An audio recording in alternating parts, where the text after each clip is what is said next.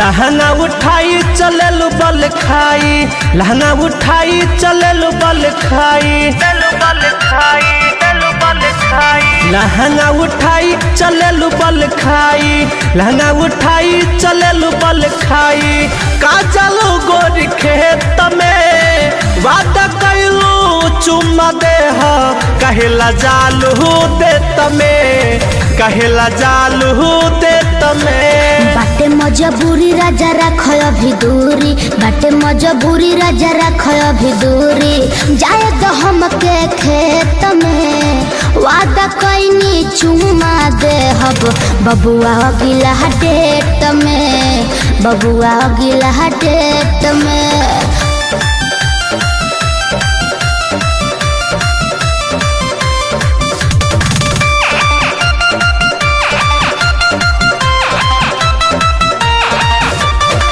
रस भरल गोरी बाटे जवानी, काहे करेलू जियान हो। रोज रोज सुनाए राजा, काहे करेला परेशान हो, काहे करेला परेशान हो। रस भरल गोरी बाटे जवानी, काहे करेलू जियान हो। रोज रोज सुनाए राजा, काहे करेला परेशान हो। दूर रहल न जाला, दुख सहल न जाला, मन कर रही हरदम से तमे, हरदम से तमे। बात कैलू चुम्मा देह, कहेला जालू दे तमे, कहेला जालू दे तमे।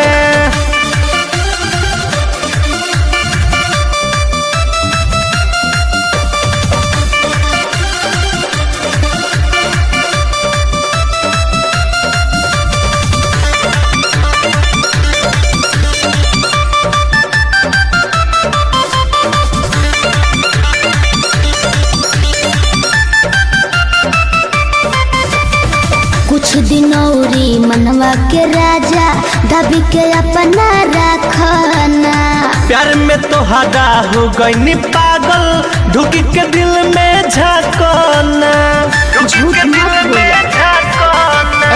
कुछ दिन औरी मनवा के राजा, दबी के अपना रखना।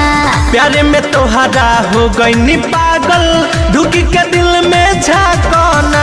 हई तोहरे नूरानी राजा, बुझ परेशानी, बड़ा मजा आई सुन लेट में, मजा आई सुन लेट में। वादा कैनी चुम्मा देहब, हरिओम गिला डेट में, सुरस गिला डेट में।